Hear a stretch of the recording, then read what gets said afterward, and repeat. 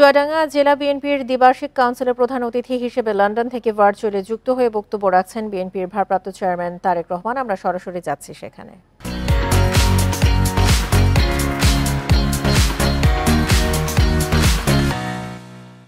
প্রিয় সহকর্মীবৃন্দ, আজকে এই যে এখানে জেলা সম্মেলন, এর লক্ষ্য বা উদ্দেশ্য কি?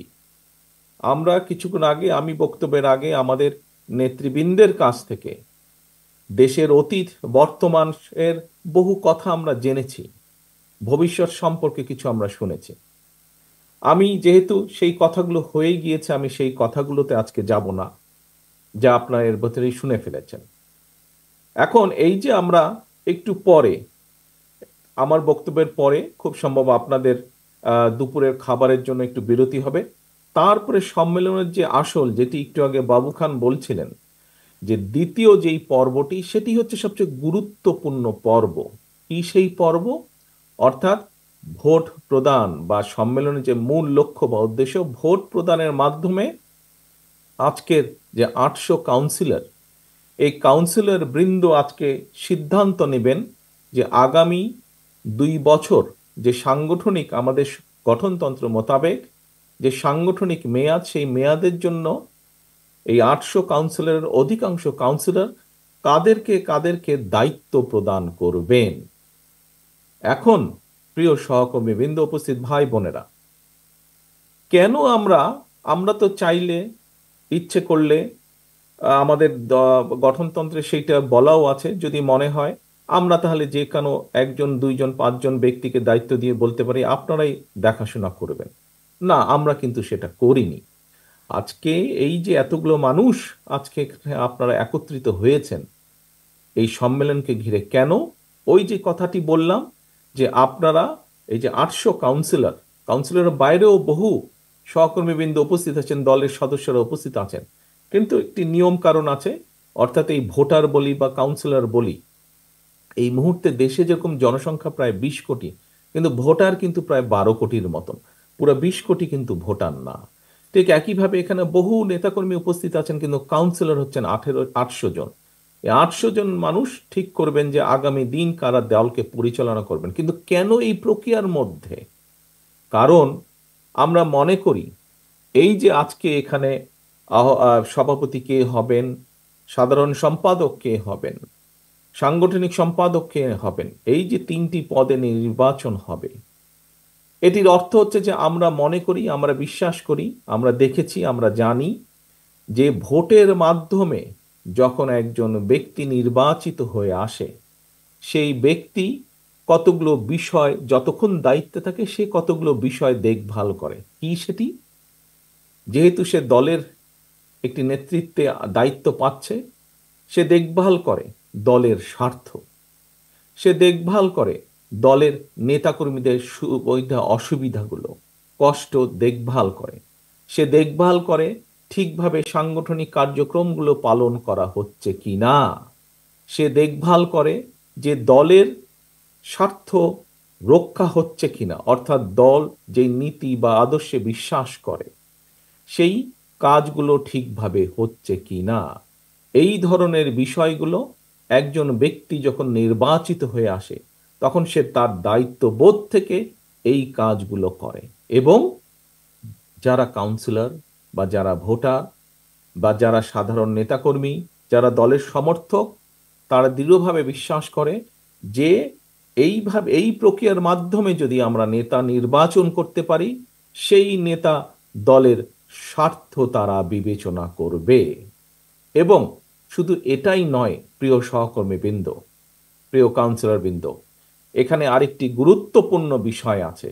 অর্থাৎ যখন কোনো ব্যক্তি, যখন কোনো সংগঠন এই প্রক্রিয়ার মাধ্যমে, এই যে সম্মেলন হলো, আজকে প্রথম পর্ব হলো, দ্বিতীয় পর্ব ভোটাভুটি হবে, এই প্রক্রিয়ার মাধ্যমে যখন আমরা নেতা নির্বাচিত করব আমাদের, এর ফলে কি হবে?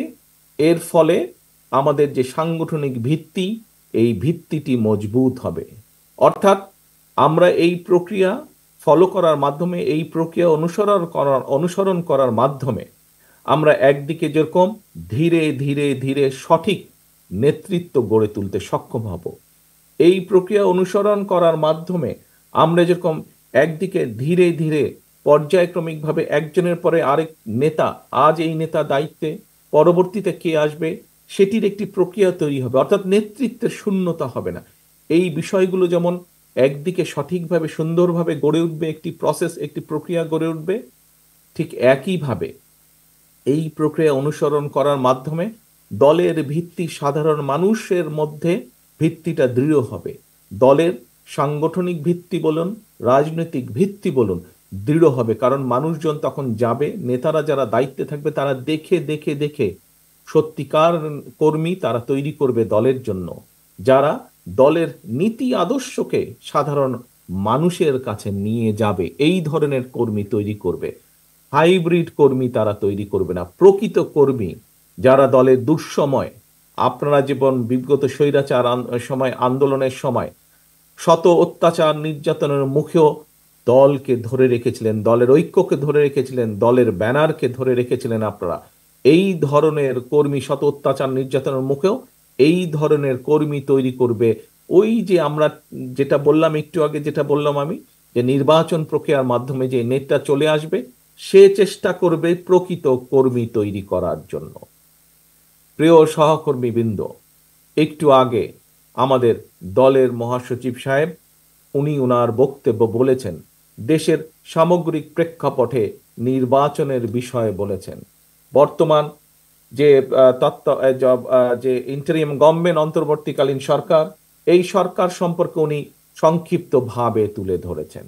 প্রিয় সহকর্মীবৃন্দ, প্রিয় কাউন্সিলর বৃন্দ, প্রিয় উপস্থিত ভাই ও বোনেরা, আজকে আজকে বাংলাদেশ স্বৈরাচার মুক্ত হয়েছে। স্বৈরাচার মুক্ত হওয়ার পরে একটি অন্তর্বর্তীকালীন সরকার বর্তমানে দেশ পরিচালনা করছে। আমরা বিএনপি সহ সকল রাজনৈতিক দল যারা স্বৈরাচার বিরোধী আন্দোলনে ভূমিকা রেখেছিলাম, যারা স্বৈরাচারী ভূমিকা আন্দোলনে এগিয়ে এসেছিল, এগিয়ে নিয়ে গেছিল আন্দোলনকে, সেই সকল রাজনৈতিক দল মিলে বাংলাদেশের মানুষের সমর্থন নিয়ে এই অন্তর্বর্তীকালীন সরকারকে আমরা সমর্থন দিচ্ছি। কেন?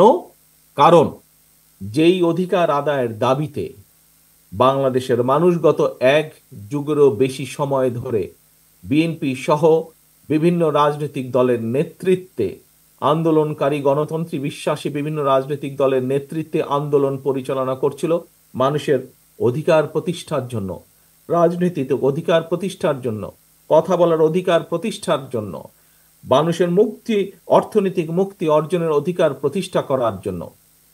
সেই লক্ষ্যকে বাস্তবায়নের লক্ষ্যে নির্বাচন প্রয়োজন।